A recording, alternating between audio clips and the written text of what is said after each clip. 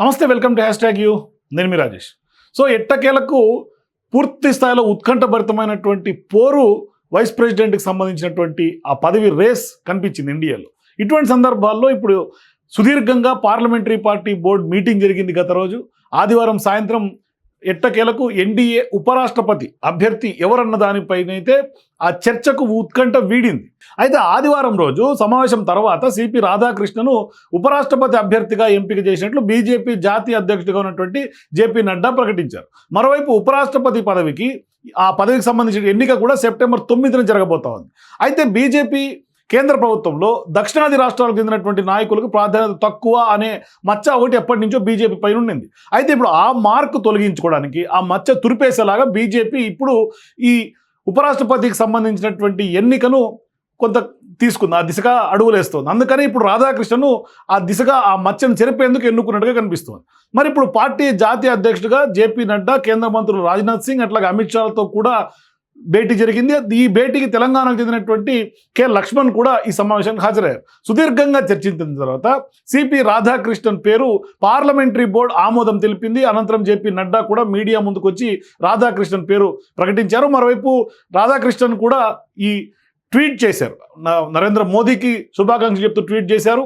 ఇప్పుడు పార్లమెంట్ ఉభయ సభల్లో ఉన్నటువంటి వివిధ ఖాళీలతో కలిపి ప్రస్తుతం సభ్యుల సంఖ్య 786.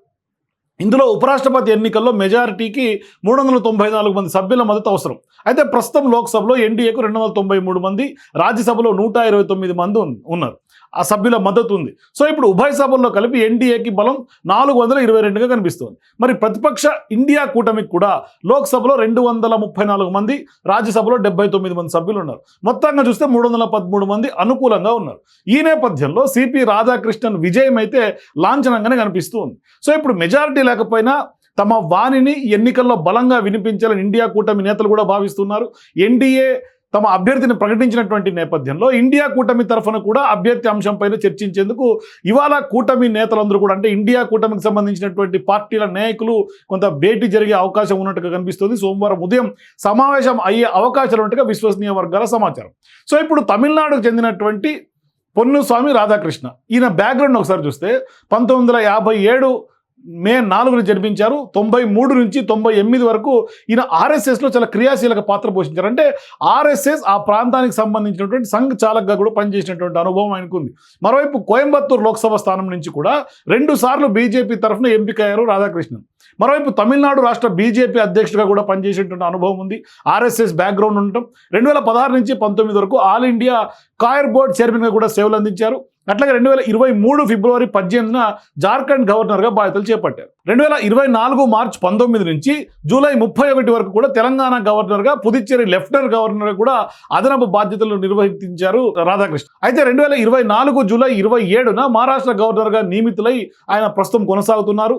మరోవైపు తమిళనాడు బీజేపీ అధ్యక్షుడిగా పనిచేసినటువంటి అనుభవం, తమిళనాడు బీజేపీ సీనియర్ నాయకుడైనటువంటి రాధాకృష్ణ 2023 ఫిబ్రవరి 18న జార్ఖండ్ గవర్నర్గా మోదీ సర్కార్ నియమించింది. ఆ తర్వాత కూడా ఆయన్ని మహారాష్ట్ర గవర్నర్గా బదిలీ చేశారు. ప్రస్తుతం అక్కడే విధులు నిర్వహిస్తూ ఉపరాష్ట్రపతి అభ్యర్థిగా ఇప్పుడు ఎన్డీఏ నుంచి, ఆ పక్షాల నుంచి ఆయన ఎంపికయ్యారు. అయితే ఈ నెల 21న నామినేషన్ వేయబోతున్నట్లు కూడా తెలుస్తుంది. ఇది ఇట్లా ఉంటే తెలంగాణ గవర్నర్గా తమిళిసై సౌందరరాజన్ పదవికి రాజీనామాతో సిపి రాధాకృష్ణన్ ఇన్ఛార్జిగా కూడా బాధ్యతలు నిర్వర్తించారు. అయితే పుదుచ్చేరి లెఫ్టినెంట్ గవర్నర్గా కూడా ఆయన అదనపు బాధ్యతలు అప్పట్లో నిర్వహించినటువంటి ఒక పొలిటికల్ కెరీర్ ఆయనది కనిపిస్తుంది. సో ఇప్పుడు 2022లో ఉపరాష్ట్రపతిగా బాధ్యతలు స్వీకరించినటువంటి జగదీప్ ధన్కడ్ ఆయన అనారోగ్య కారణాలు చెప్తూనే మొన్న జూలై 21న అనూహ్యంగా ఆయన పదవికి రాజీనామా చేయడం, పెద్ద ఎత్తున రాజకీయ దుమారం రేగటం. అయితే ఇప్పుడు ఖచ్చితంగా ఎన్నిక అనివార్యమవుతోంది. మరి ఇటువంటి సందర్భాల్లో కేంద్ర ఎన్నికల సంఘం కూడా ఉపరాష్ట్రపతి ఎన్నికకు షెడ్యూల్ విడుదల చేసింది. ఆగస్టు 7న నోటిఫికేషన్ ఇచ్చింది. 2021 వరకు కూడా నామినేషన్లకు అవకాశం కల్పించినటువంటి పరిస్థితి మనం చూస్తున్నాం. సో ఇప్పుడు సెప్టెంబర్ 9న పోలింగ్ జరగబోతా ఉంది. మరి ఈ నేపథ్యంలో ప్రధాని మోదీ ప్రకటించిన అభ్యర్థికే తమ మద్దతుని కూడా ఇప్పటికే ఎన్డీఏకి సంబంధించినటువంటి ఆ పార్టీలో భాగస్వామ్య పార్టీలు, ఆ భాగస్వామ్య పక్షాలన్నీ కూడా ప్రకటించినటువంటి నేపథ్యం కూడా మనకు తెలుసు. ఎందుకంటే ఈ నెల 6వ తారీఖునే ఈ సమావేశంలో టీడీపీతో సహా చాలామంది కీలక భాగస్వామ్య పక్షాలన్నీ కూడా ఈ ప్రకటన చేసినటువంటి పరిస్థితి.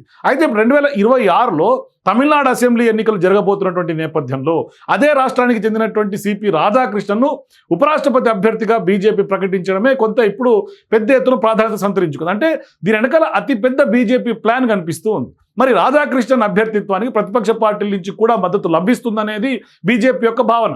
మరి విపక్ష ఇండియా కూటమిలో కీలకంగా ఉన్నటువంటి తమిళనాడులో అధికార డిఎంకే సిపి రాధాకృష్ణన్ అభ్యర్థిత్వాన్ని వ్యతిరేకించదని అంచనా కూడా ఇప్పుడు బీజేపీ వేస్తోంది. అయితే ప్రధానంగా ఇక్కడ ఈ ఎన్నికను చూసుకుంటే 5 కారణాలుగా మనం దీన్ని బీజేపీ ప్లాన్గా మనం చెప్పుకోవచ్చు. ఏంటి అంటే మొట్టమొదటి దక్షిణాది సెంటిమెంట్.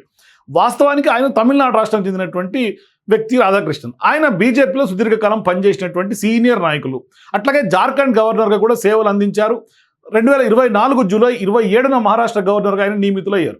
అయితే గతంలో తెలంగాణ గవర్నర్గా కూడా పనిచేసినటువంటి అనుభవం ఉంది. ఇట్లా సుదీర్ఘంగా 3-4 రాష్ట్రాలకు గవర్నర్గా పనిచేసినటువంటి అనుభవం ఆయనకు ఉండటం, రాజ్యాంగబద్ధమైనటువంటి అనేక ఆ యొక్క వాటి మీద అవగాహన సుదీర్ఘంగా ఉండటం, పార్లమెంట్లో ఎన్డీఏకు ఉన్నటువంటి బలాన్ని బట్టి సిపి రాధాకృష్ణన్ను సునాయసంగా ఎన్నికవుతారని కూడా రాజకీయ విశ్లేషకులు అభిప్రాయపడుతున్నారు. మరోవైపు ఎన్నిక లాంఛనమయ్యే అవకాశాలే ఉన్నాయి. మొత్తం మీద సిపి రాధాకృష్ణన్ ఉపరాష్ట్రపతి అభ్యర్థిగా ఎంపిక చేయడం ద్వారా బీజేపీ ఒక వ్యూహాత్మకమైనటువంటి అడుగు వేయబోతున్నట్టు కనిపిస్తుంది. అంటే ఇక్కడ దక్షిణాదికి ప్రాతినిధ్యం ఇవ్వబోతోంది అనేది ఒకటి మెసేజ్ ప్రజల్లోకి బలంగా తీసుకెళ్లే అవకాశాలు ఉన్నాయి. అంటే ఇప్పుడు ఆయన తమిళనాడుకు చెందినటువంటి నాయకులు కావటం, ఆయన్ని ఉపరాష్ట్రపతిగా ఎంపిక చేయడం ద్వారా బీజేపీ దక్షిణాది రాష్ట్రాల ప్రజల మనసును గెలుచుకోవడానికి ఒక ప్రయత్నంగా రాజకీయంగా కనిపిస్తుంది. మరోవైపు ముఖ్యంగా తమిళనాడులో బీజేపీ బలపడడానికి గత కొంతకాలంగా ప్రయత్నాలు బీజేపీ చేస్తుంది. బీజేపీకి ఇది ఒక రకంగా చెప్పాలంటే ముఖ్యమైనటువంటి ఒక అడుగుగా కనిపిస్తుంది. అంటే తమిళనాడులో 2026లో అసెంబ్లీ ఎన్నికలు జరగబోతా ఉన్నాయి. సో అక్కడ బీజేపీ కొంత పావులు కదుపుతోంది. మరి ఆ రాష్ట్రంలో బీజేపీ అధికారం చేపట్టాలనే ప్రయత్నాలు ఎప్పటి నుంచో బీజేపీ చేస్తుంది. సో ఇప్పుడు సిపి రాధాకృష్ణన్కు రాష్ట్ర రాజకీయాలపైన కూడా తమిళనాడు పైన మంచి అవగాహన ఉంది. ఇది ఖచ్చితంగా భవిష్యత్తులో బీజేపీకి దక్షిణాదిలో లాభం చేకూరుస్తుంది అనేది పార్టీ అధినాయకత్వం యొక్క విశ్వాసంగా కనిపిస్తుంది. మరోవైపు రాధాకృష్ణన్కి తమిళనాడు పాలిటిక్స్తో పాటుగా ఆయనకు సంఘ్ పరివార్ యొక్క అనుభవం, ఇది రెండో కారణంగా చెప్పొచ్చు. ఈయనకు 16 ఏళ్ల వయసు నుంచే ఆర్ఎస్ఎస్లో స్వయం సేవక్గా ఉన్నారు. ఆయనకు సంఘ్ పరివార్లో మంచి సంబంధాలు, వాళ్ళతో అనుబంధం చాలా పెనువేసుకొని ఉన్నాయి. ఇక ఇది పార్టీలో ఖచ్చితంగా అంతర్గత సమన్వయాన్ని కూడా పెంచడానికి కొంత సిద్ధాంతపరమైనటువంటి మద్దతును కూడా చాటి చెప్పడానికి ఉపయోగపడుతుందని కనిపిస్తుంది. అంటే ఖచ్చితంగా బీజేపీకి ఆర్ఎస్ఎస్కి మధ్య రిఫ్ట్లో ఇది కొంచెం కోఆర్డినేషన్ గ్యాప్స్ కూడా లేకుండా చేయగలిగే ఒక సత్తా రాధాకృష్ణన్కు ఉంటుంది అనేది బీజేపీ యొక్క ఆలోచన.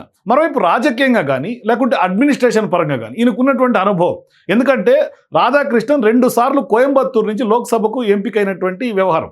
ఆ తర్వాత జార్ఖండ్, మహారాష్ట్ర గవర్నర్గా కూడా ఆయన సేవలు అందించారు. అట్లాగే పుదుచ్చేరి, తెలంగాణ నుంచి కూడా ఆయన కొద్ది ఇన్ఛార్జ్గా బాధ్యతలు చేశారు. అయితే ఈ అనుభవం ఆయనకు ఖచ్చితంగా పార్లమెంటరీ వ్యవహారాలు, రాజ్యాంగపరమైనటువంటి బాధ్యతలు, అట్లాగే పరిపాలన పైన కూడా ఒక మంచి అవగాహన కూడా ఉన్నటువంటి సీనియర్ నాయకులుగా మరి ఇప్పుడు ఆయన రాజ్యసభ చైర్మన్గా ఆయనకు ఈ అనుభవం ఉపయోగపడుతుంది అనేది బీజేపీ ఆ దిశగా ఆలోచన చేసినటువంటి పరిస్థితి. మరోవైపు సామాజిక సమీకరణాలు. రాధాకృష్ణన్ తమిళనాడులో బలమైనటువంటి గౌండర్ సామాజిక వర్గానికి చెందినటువంటి వ్యక్తి. మరి ఇప్పుడు ఈ నిర్ణయంతో బీజేపీ తమిళనాడులో ఆ సామాజిక వర్గ మద్దతును కూడా పొందాలనే లక్ష్యం పెట్టుకుంది. ఎట్లయితే ఒడిశా నుంచి ద్రౌపది ముర్ము దళిత మహిళకి అవకాశం ఇచ్చారో రాష్ట్రపతిగా, ఇప్పుడు ఉపరాష్ట్రపతిగా ఖచ్చితంగా గౌండర్ సామాజిక వర్గానికి ఇవ్వడం ఖచ్చితంగా తమిళనాడులో కలిసి వచ్చే అంశంగా చెప్పుకోవచ్చు. ఇది రాబోయే తమిళనాడు ఎన్నికల్లో ఖచ్చితంగా పార్టీకి లాభం చేకూర్చే అవకాశం ఉందన్నట్టుగా స్పష్టంగా కనిపిస్తోంది. మరి ఈ అంశాలతో పాటుగా పార్లమెంటరీ విధానాలపైన కూడా రాధాకృష్ణన్కి మంచి పట్టు ఉండటం, ఎందుకంటే ఆయనకు రాజ్యసభకు చైర్మన్గా వ్యవహరించడానికి పార్లమెంటరీ ప్రక్రియలపైన చాలా కీలకమైనటువంటి పట్టు ఆయనకు ఉండటం. ఒక రకంగా చెప్పాలంటే అది డ్రైవ్ చేయాలంటే ఖచ్చితంగా పట్టు కూడా చాలా ముఖ్యంగా చెప్పుకోవాలి. మరి ఇటువంటి సందర్భాల్లో రాధాకృష్ణన్కు ఎంపీగా ఉన్నటువంటి అనుభవంతో ఇది చాలా సులభంగా సాధ్యమయ్యే అవకాశాలు ఉన్నాయి.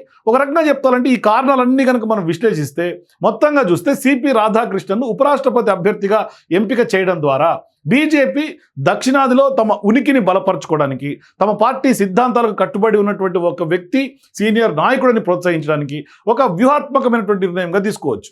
మరోవైపు ఖచ్చితంగా గతంలో కూడా వెంకయ్య నాయుడు పేరు తెర మీదకి వచ్చినప్పటికి కూడా ఖచ్చితంగా రాధాకృష్ణన్ వెనుక కూడా, అంటే ఈ సూచన చేయడం వెనుక కూడా కొంత వెంకయ్య నాయుడుతో కీలకంగా సంప్రదింపులు జరిపిన తర్వాతనే, అంటే సౌత్ నుంచి ఏ విధంగా సౌత్లో వ్యూహాత్మకంగా ఏ విధంగా ముందుకు వెళ్ళాలనే భాగంగానే మొన్న వెంకయ్య నాయుడు కూడా మొన్న సుదీర్ఘంగా ఆర్ఎస్ఎస్ నాయకులతో చర్చలు జరపడం, అట్లాగే నరేంద్ర మోదీతో చర్చలు జరపడం, ఇవన్నీ చూస్తుంటే ఖచ్చితంగా ఇప్పుడు రాధాకృష్ణన్ని అనూహ్యంగా తెర మీదకి తీసుకొచ్చినటువంటి నేపథ్యంలో బీజేపీ ఈ ప్రకటన వెనుక అతి పెద్ద బిగ్ స్కెచ్గా కనిపిస్తోంది. అందుకనే ఈ స్కెచ్ వెనకాల ఖచ్చితంగా వెంకయ్య నాయుడు సూచనలు సలహాలు కూడా ఉన్నాయి అనడానికి ఎటువంటి అతిశయోక్తి లేదు. ఖచ్చితంగా ఉన్నట్టుగానే మనం ఈ ఎన్నికను చూస్తే భావించవచ్చు. అయితే ఇక్కడ ప్రధానంగా తమిళనాడు ఎన్నికల్లో కొంత పట్టు సాధించడానికి బీజేపీ వ్యూహం అయితే, మరోవైపు సౌత్లో ఎప్పటి నుంచో కొంత పాగా వేయాలని బీజేపీ ఒక లక్ష్యం పెట్టుకుంది. అందుకనే ఇప్పుడు తమిళనాడుతో దాన్ని స్టార్ట్ చేసి తెలంగాణలో కూడా కొంత పాగా వేయాలని, అందుకనే లక్ష్మణ్ కూడా పార్లమెంటరీ బోర్డు మీటింగ్లో కీలకంగా సమావేశాలు నిర్వహించి ఆయన సూచనలు సలహాలు కూడా తీసుకున్నారు తెలంగాణ నుంచి. సో ఇట్లా తమిళనాడు, కేరళ, తెలంగాణ, ఆంధ్రప్రదేశ్ ఇప్పటికే కూటమి ప్రభుత్వం ఉంది. సో ఇట్లా రిమైనింగ్ రాష్ట్రాల్లో కూడా బీజేపీ అయితే సొంతంగా ఎదగాలి, సొంతంగా అధికారంలోకి రావాలి, లేకుంటే కూటమి పార్టీలతో సహా ఎదగాలి. అందుకనే తమిళనాడులో గత కొంతకాలంగా ఏదైతే అక్కడ ఉన్నటువంటి ఇప్పటికే అధ్యక్షుడిని కూడా పక్కన జరిపేసి కొత్త అధ్యక్షుడిని కూడా బీజేపీ తాజాగా నియామకం చేసింది. సో ఇటువంటి అనేక సందర్భాల్లో జరుగుతున్నటువంటి పరిణామాలు బట్టి చూస్తే తమిళనాడులో బీజేపీ పికప్ అవడానికి 2026లో జరగబోయే ఎన్నికలకి ఇదొక తొలి మెట్టుగా మనం భావించవచ్చు.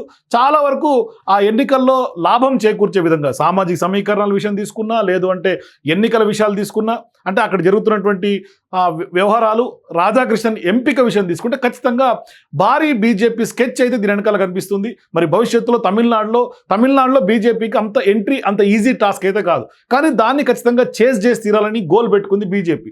మరి నిజంగానే ఇప్పుడు రాధాకృష్ణన్ అంటే ఎంపిక చేసిన తర్వాత మరి నిజంగానే తమిళనాడులో బీజేపీని అక్కడ ఉన్నటువంటి ప్రజలు విజయ తీరాలకు చేరుస్తారా, లేదు అంటే ఏం జరగబోతుంది? మరి ఉపరాష్ట్రపతి అయిన తర్వాత ఆయన పూర్తిగా రాజ్యాంగబద్ధమైనటువంటి పదవి, కానీ కొంచెం సౌత్కి ప్రియారిటీ ఇచ్చింది బీజేపీ అని చెప్పడంలో ఒక మెసేజ్ అయితే దేశవ్యాప్తంగా వెళ్ళే అవకాశం ఉంటుంది. మరీ ముఖ్యంగా సౌత్ రాష్ట్రాలపైన బీజేపీ ప్రేమ చూపిస్తోంది అనే అంశం కూడా ఎలివేట్ అవుతుంది రాజకీయంగా.